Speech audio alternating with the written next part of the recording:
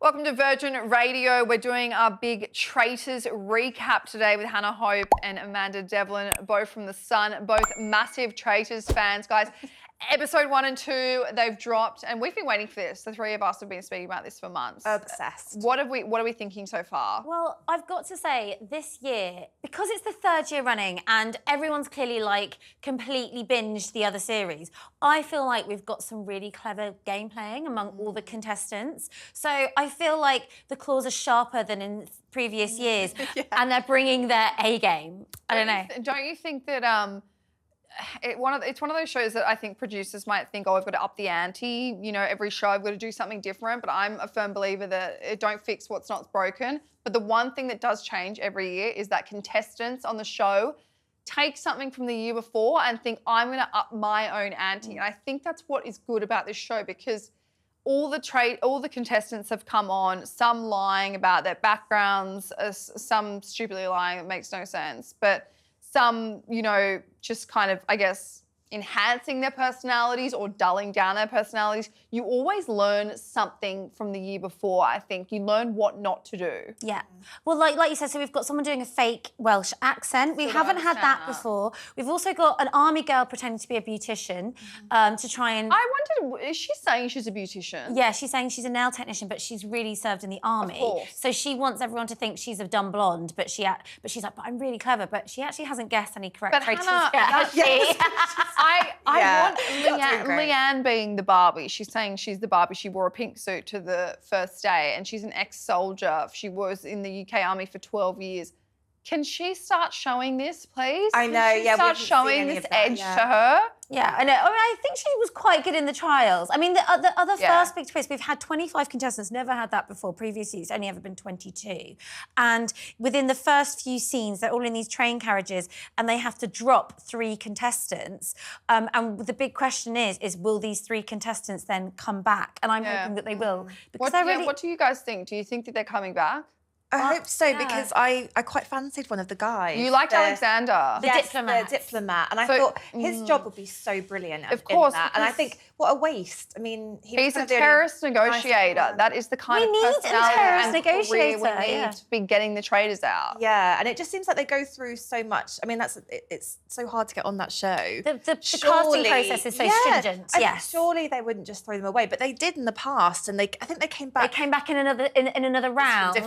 In one of their challenges, and then there was an opportunity for those people to then come back into the game. So I think we'll see an opportunity for, like, maybe, for example, they will be able, I think this could happen in another challenge. All the existing faithfuls and traitors could pick one of them to bring back to help the faithfuls. Oh, okay. And you would obviously pick the diplomat then, wouldn't you? Yeah, but then also the guy, there was a lad Jack. Jack seemed so nice and likeable. Yes. So Do you think that one of them is meant to be a traitor? Because don't we usually have 4 traitors? I'm confused. There's only 3. No, because you could add to the traitors. I know, but I thought you started with 4. No, it was 3 before. Oh, was definitely. it? Okay. Yeah, or I think we've even had 2. Yeah, because they just change it. They can recruit another traitor. Yeah, there could be a twist. That's the great thing about the game. There's so many twists and turns. You know, you just don't know what's coming next because Claudia just keeps like dropping new rules. The other big new thing this year is it's the first year we've got sisters in Maya and Armani. Yeah. But what they don't know is that one of them is a traitor. I think that's a good strategy from production. But at the same time, if I was on the show as a contestant and I was thinking logically about this, I would think, wouldn't production want to make one of the sisters a traitor? Isn't that... You're too clever, Maddie. Yeah, you are too clever, because none of them have thought... smart. That's the thing. None of them have twigged to that, have they? I would just be thinking from a producer standpoint. Wouldn't you want... I've got this theory that I really want to happen, but I don't know if it's breaking the rules. So with the sisters, because I was watching this with my sister, and I said, like, if we were on this, right, and I was the traitor, I would pull you aside and I would say, I've been made a traitor, you're a faithful, you've got to work from the inside and convince everyone, and then we'll split the money at the end. Or that seems like a really amazing or you plot, say, right? I will recruit you eventually. I'll recruit you, but you've got to stay on the inside and you've got to make sure that everyone thinks that I'm a faithful too. I agree. And you've got her working. That would be brilliant. They could have had that discussion before. Yeah. But not... but she doesn't seem to be telling her anything. And I think it's her too early, though. Now. I think it's too early. I think she needs to know how Maya goes under the pressure. Okay. I love that she doesn't trust her sister. Yeah, I want Maya to speak about Armani. Guys, she's doing way too much. You're doing too much. You're doing too much. And then she has the nerve to go down to Linda and to Minna and say, you guys need to like step up and start being a bit more vocal. No. They looked so annoyed. They were like, shut up. I think the leader. Stop being the leader of everything. You can't be the leader of the faithfuls and then be a leader of the traitors. So Minna, I think, is the one who is going to go the distance. I agree. She's not played a step wrong, and she's gone completely under the radar. She's worked really hard in all of the trials.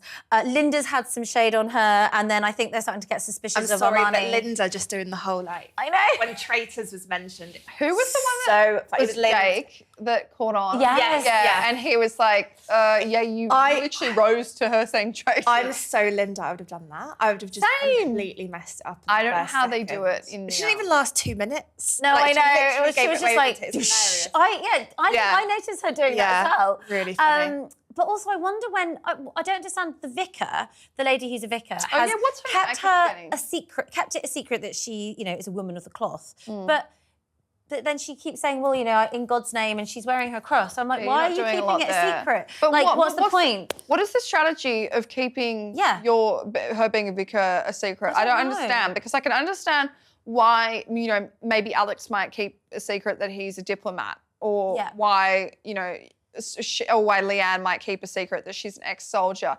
Two careers that are obviously incredibly insightful to have in this tense kind of game. But I don't understand why a vicar... Surely it would help, because she did she swore in God's name, didn't she, that she was a faithful. And I think if we knew she was a vicar, if the faithfuls knew, you'd think, I believe you then. Yeah, because you've sworn like that. You know what, Amanda, I think you've stepped on what she'll do. I think next time she ever comes around the round table under suspicion, she'll say, I can't be a traitor because what I haven't told you is I'm a vicar. And then it'll be like, dun. But I'll be like, why have you been lying to us? Yeah, but can't you cross your fingers? What are you doing? Can't you just cross your fingers behind your back? Isn't that the old saying? So the murdered Keith. Yeah, he was like the sort of dad of the group, and he just disappeared really quickly. He did an interview and it really tickled me, because he went in and he thought that he'd been recruited. So when you've been murdered, you get the letter. So he thought he'd been recruited and he was really excited. He said it was the shock of his life to have been booted out, and that he hadn't had the chance to tell his secret. So I'm like, oh my God, like reading on, I can't believe what was the secret?